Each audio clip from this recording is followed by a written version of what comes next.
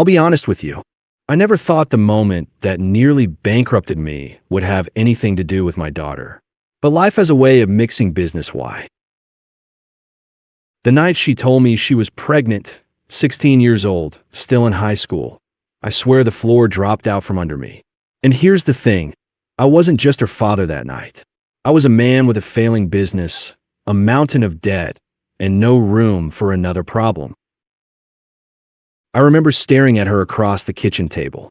She had tears in her eyes, and I was trying to figure out how in the hell I was going to keep my hardware store open another month. And then she said, "Dad, I need you." And all I could think was, how the hell am I supposed to save her when I can't even save myself? See, back then, I owned Henderson's Hardware on Main Street in Rockford. It wasn't glamorous, but it was mine. I'd built it from scratch after leaving my job at the steel plant when it shut down. Problem was, a Home Depot had just opened 20 minutes down the interstate, and every week I could see fewer and fewer cars in my parking lot. My shelves were stocked, my staff was loyal, but the cash register barely rang. That same week my daughter dropped the news, I had a supplier call me demanding payment on 30 grand of overdue invoices. 30 grand. And here I was with barely enough in the bank to cover payroll. And you know what the sickest part is? The guy I'd trusted to handle negotiations with that supplier, my so-called partner, Mark, he'd been skimming, quietly cutting deals, pocketing the difference. I didn't know it yet, but I was about to find out the hard way. 2 days after my daughter's confession, I met Mark in the office. It was late, maybe 9 p.m. papers all over my desk, a flickering fluorescent light overhead. I asked him straight up, "Mark, where's the money? The supplier says we owe more than what's on the books." He laughed, actually laughed, and said, "Relax, Tom. That's just how they play the game. Inflate the numbers, scare you, then settle." But something in his tone didn't sit right. So, after he left, I pulled the invoices myself, compared them against the bank statements. And there was payments made, but not to the supplier. Transfers into an LLC I didn't even recognize, with Mark's name all over it.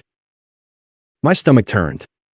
I've been working 16-hour days, eating cold sandwiches in the back office, just trying to keep us alive, and the guy I trusted most was bleeding me dry. Now, here's where it gets tricky. My first instinct was to call him out, maybe even go to the cops. But then I thought about my daughter, about the baby, about the shame already hanging over our house like a storm cloud. If I blew this wide open, it'd drag us all through the mud. Small towns don't forget scandals. And God help me, part of me thought, what if Mark still had connections I needed? What if turning him in meant the store died even faster? So I swallowed it. Sat there in that creaky office chair, hands shaking, telling myself, maybe I can fix this quietly. Maybe I can outsmart him. But the truth? I was in way over my head. The next morning, as if life hadn't already piled enough on me, I got a call from a man named Richard Lyle. He was a real estate developer out of Chicago, slick voice, expensive watch type of guy. He said he'd heard about my property, the 2 lots behind the hardware store, and wanted to have a conversation. Now, those lots weren't much. Just cracked asphalt and weeds where an old car wash used to stand. But Richard said he was putting together a strip mall, and my land was the missing puzzle piece.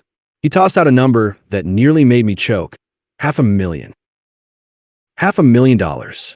That would cover the debts, pay off the suppliers, and give my daughter's kid a future I couldn't even dream of at that moment. But then came the catch. He needed an answer fast. And if I said yes, I'd be selling the only leverage I'd left to keep the hardware store afloat. I didn't sleep that night. I just kept pacing the kitchen, staring at the cracked linoleum floor, going back and forth in my head. On one hand, $500,000. That would erase every bad decision, every mistake, every sleepless night in that damn office. My daughter would have stability, the baby would have a future.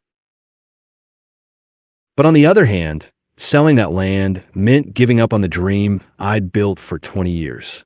Henderson's Hardware would become nothing more than a memory, swallowed up by a strip mall with chain stores and coffee shops.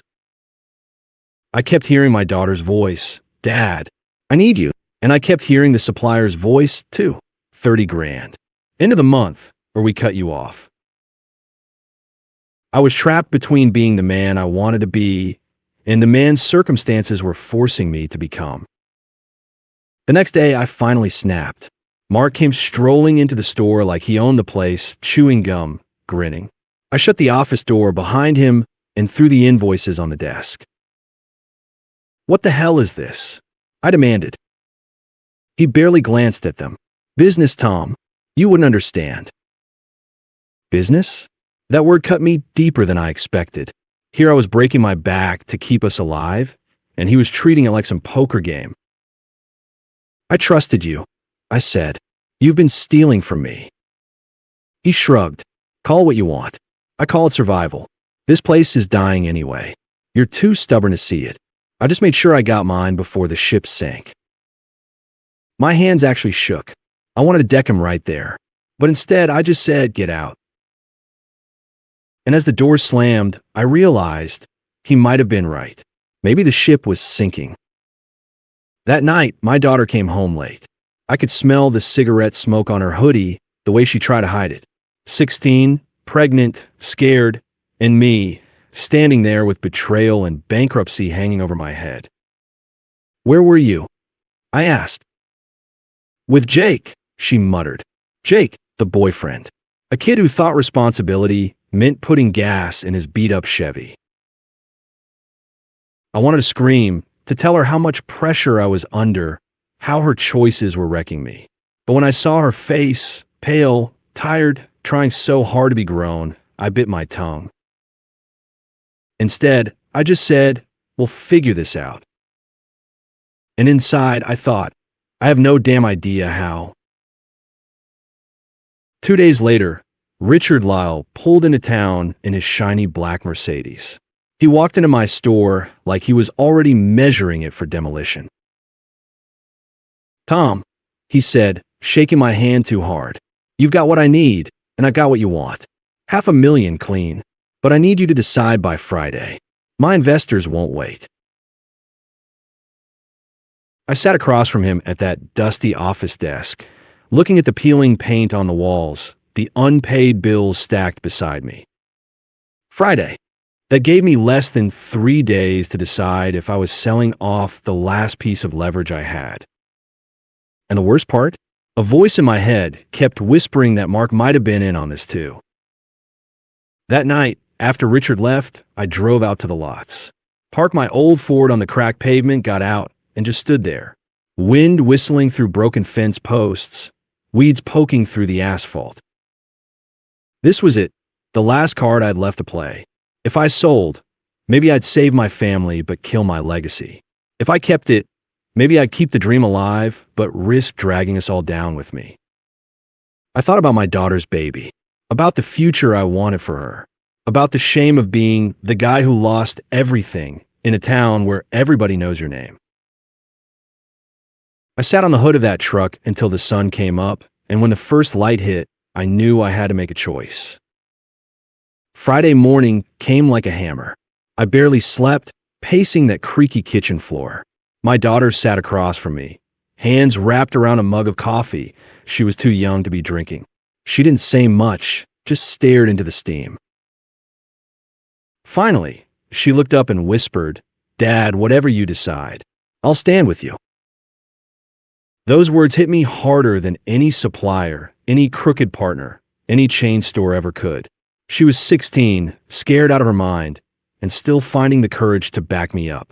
What excuse did I have not to do the same?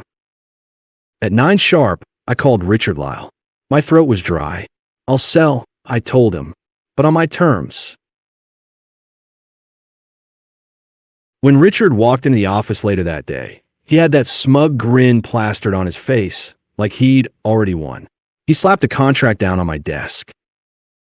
$500,000, he said. "Clean deal." I leaned back in my chair, trying to look calmer than I felt. "Make it 600, cash up front. No drawn-out payment schedules, no games." and you cover the closing costs. His grin faltered. He wasn't used to small-town guys pushing back. Tom, he said, lowering his voice, don't overplay your hand. I leaned forward. You said I'm the missing puzzle piece. Without my lots, your strip mall is dead. So if you want it, you'll pay. There was a long silence. Then he chuckled, shook his head, and said, You've got guts. 600 it is. And just like that, the deal was made. When word got around, Mark showed up again. He barged into my office, eyes blazing. You sold the lots? You idiot, you could've. Save it, I snapped. I know what you did. The skimming, the lies. You're out. And if you ever step foot in this place again, I'll make sure the whole town knows. He sneered, tried to play it off, but I could see the fear in his eyes. Men like him, they thrive on silence. The moment you shine a light, they shrivel up. Watching him walk out for the last time felt like ripping a splinter out of my skin. Painful but clean. With the 600 grand, I cleared the debts, paid the suppliers, patched things up at the bank, even set aside a trust for my daughter's baby. But here's the part one didn't expect. Saving the business wasn't enough to save me. Every time I walked into that hardware store, I felt the weight of compromise. I hadn't beaten Home Depot. I hadn't outlasted Mark. I just sold off my last asset to buy more time. One night, my daughter came into the office, sat on the edge of the desk, and said, Dad, you look tired. I laughed, rubbed my eyes. I'm tired. She put her hand on mine and said, You did the right thing. And for the first time in months, I believed it. It's been years since then. My daughter's little boy is in middle school now, bright kid, smart as a whip. The hardware store? I eventually sold it, too. Couldn't fight the tide forever. But here's what I learned. Business isn't about clinging to one dream until it kills you. It's about knowing when to pivot, when to cut loose, when to protect what really matters. I thought I was fighting for Henderson's hardware, but what I was really fighting for was my family. For my daughter, for that boy who came into this world when we least expected it. If you're a man in business, you'll face betrayal. You'll face temptation. You'll face those nights staring at a cracked linoleum floor, wondering if you've got anything left in the tank. But if you've got people who look you in the eye and say, I need you, then you've already got something worth more than $500,000. And I wouldn't trade that lesson for anything.